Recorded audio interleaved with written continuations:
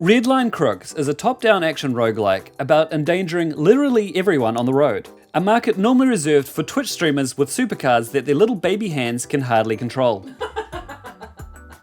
My too long did not watch review. This game feels as good as kicking 100 children's sandcastles in a row, and has the features, unlocks, and daily leaderboards to keep me coming back for more. I recommend it. Just a heads up, I got this game via review code. This is the first in a long time to energize me enough for a review. So congratulations, Alexander Golk. Your game survived the Squid Game of my email inbox, which is all the recommendation it should need, but apparently people want a fucking explanation for everything. A lot of indie games can sort of feel a little lean, but this one feels full, if you know what I mean. Engorged even. It's got a mission tab, daily and weekly online scoreboards, and multiple little unlocks for each car over time. It's the bow on a tight little package, and I always love a tight little package. Do you have any comments about that, or are you just going to stare at me? His penis is really small. So. Let me describe it in all its veiny details. Gameplay goes like this. Pick a driver with stats and an alt ability that works for you. Earn money and HP back by using your basic slam, alt, or boost to ricochet cards for big combos, and endorphin hits to the brain. HP also doubles as your boosting resource, so there's always the tension of whether you should be aggro or conservative, but also you've got to kill guys to get your HP back, so you've always got to be aggressive. That's what I ask myself every day. Am I going to be aggro or what was the other?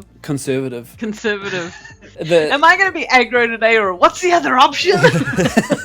I think I'll just go with the one I remember. Finally, score high for extra cash to spend between stages and unlock shit for your meta progression. You have a horn which taunts enemies behind to boost in front, which is handy for builds with forward-facing abilities or a quick side slam. This might be the first game I regularly use a taunt button. It's usually something I do accidentally in Tekken to spread my cheeks for a pounding. The actual stages themselves are pretty much just random squiggly lines, with walls you can tunnel through if you have the speed. You never get the Sonic conundrum of constantly being slowed down in a game that looks like it wants you to go fast. If you come to a full stop in this game, it's because you absolutely deserve it, and the game wants you to know. Usually it's like a teachable moment after you get spanked by one of the larger enemies. Baddies have a neat variety, and I'm certain I haven't seen them all yet, because I haven't even beaten the boss stage yet, which I shouldn't have told you about. It's kind of a spoiler, because the first time I saw it, I screamed my way to my grave. The standard driver you start the game with has a basic forward dash attack, which just feels right, if not a bit basic, a real Soldier 76 of cars. I was worried that the other drivers would feel like Venture, a shitty gimmick afterthought, but they actually all feel pretty awesome, unique, and worth experimenting with, some more than others, to be fair. The combat in this game feels great, and the moment-to-moment decision making keeps it engaging as you decide how to balance your HP, your aggro, your targets, and your boost damage bonuses to finesse your way through the stage. Capturing footage for this review made me realize that I didn't do this game enough justice in my write-up. It's a thinking man's game cosplaying as idiot dumb fun. It's chess glued to the hood of an NASCAR. Also, its music kicks ass, and I forgot to say that anyway. In terms of a skill ceiling, this game is a vaulted cathedral, and I'm ready to go to church. I think that's it.